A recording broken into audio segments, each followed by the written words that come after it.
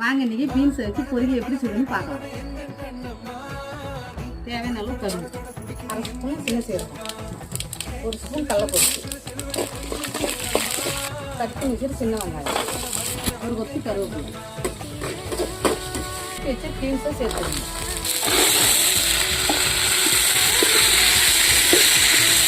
கொஞ்சமாக அள்ளி கொடுத்துக்கணும். தேவையான அளவு உப்பு போட்டுக்கணும்.